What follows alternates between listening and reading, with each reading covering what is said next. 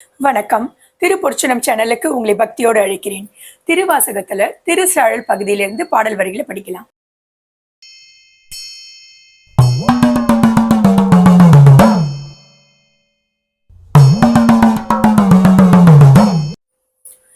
ஈழ நாட்டு புத்த துறவிகள் தில்லை நடராஜருடைய பெருமைகளையும் தில்லைவாழ் அந்தணர்களுடைய சிறப்புகளையும் கேட்டு பொறாமைப்பட்டு ஈழ நாட்டு அரசரையும் அவருடைய வாய் பேச முடியாத பெண்ணையும் அழைச்சிக்கிட்டு தில்லைக்கு வந்து தில்லைவாழ் அந்தணர்களை ஒரு வாதத்துக்கு கூப்பிடுறாங்க. அதாவது போட்டி மனப்பான்மையில ஒரு வாக்குவாதத்துக்கு அழைக்கிறாங்க. இதற்கு தில்லைவாழ் அந்தணர்களும் பயந்து இறைவனிடம் அடைக்கல் அடைஞ்சு நாங்க இப்ப என்ன செய்வோம், எங்களை காப்பாத்துங்க, அருள் புரியுங்கன்னு வேண்டிக்கிறாங்க. அதற்கு இறைவனும் வாதாவூரடிகளை சென்று அழைச்சிட்டு வாங்க, அவர் வாதத்தில் வெல்வாருன்னு அசரேறிய உத்தரவு கொடுக்கிறார். எல்லோரும் போய் தில்லையின் எல்லையில ஒரு வில்வ மரத்தடியில சிவயோகத்தில் இருக்கிற வாதாவூரடிகளும் சென்று அழைக்கிறாங்க. இறைவன் இந்த மாதிரி உத்தரவு கொடுத்திருக்காரு, நீங்க வாங்கன்னு சொல்லி கூப்பிடுறாங்க. ஆனா அவர் சிவயோகத்தில் இருக்கிறதால இவங்க சொன்னது எதுவுமே அவர் காதுல விழவே இல்லை.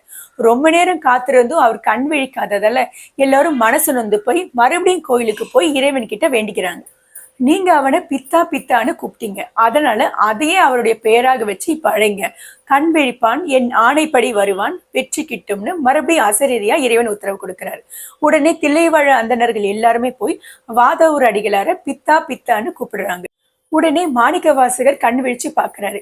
அப்ப தில்லைவாழ் அந்தணர்கள் எல்லாருமே அவருக்கு சிவகணங்களாக தெரிய இறைவனுடைய ஆணை உணர்ந்து அவங்களோட சேர்ந்து தில்லைக்கு வந்து சேர்றாரு. வாதத்துக்கு கூப்பிட்டாங்க இல்லையா புத்த துறவிகள், அவங்க கிட்ட போறாரு மாணிக்க வாசகர். அவங்க கேட்ட குதர்க்கமான கேள்விகள் எல்லாம் பதில் சொல்லியும் அவங்க எதையும் ஏத்துக்கவே இல்லை. இவர் எவ்வளவு சொன்னாலும் அவங்க எதையும் ஏத்துக்கவும் போறதில்லை, புரிஞ்சுக்கவும் போறதில்லைன்றது தெரிஞ்சதுக்கு அப்புறம் மாணிக்க வாசகர் அவங்களை எல்லாம் பேச முடியாத மாதிரி செஞ்சுட்டாரு.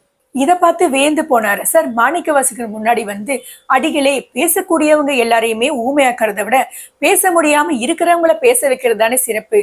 என் மகள் பிறவி ஊமை, அதனால அவளை பேச வைங்க அப்படின்னு வேண்டி கேட்டுக்கிறாரு. அடிகளாரும் அந்த பெண்ணை அழைச்சு அந்த புத்த துறவில் கேட்ட கேள்விகளுக்கெல்லாம் அந்த பெண்ணை வச்சு பதில் சொல்ல வைக்கிறா. அந்த பெண்ணும் அங்க இருக்கிற புலவர்கள் எல்லாம் வியந்து போக அந்த புத்த துறவிகள் மயங்க அரசரும் மகிழும்படி அந்த பெண்ணும் பதில் சொல்றா.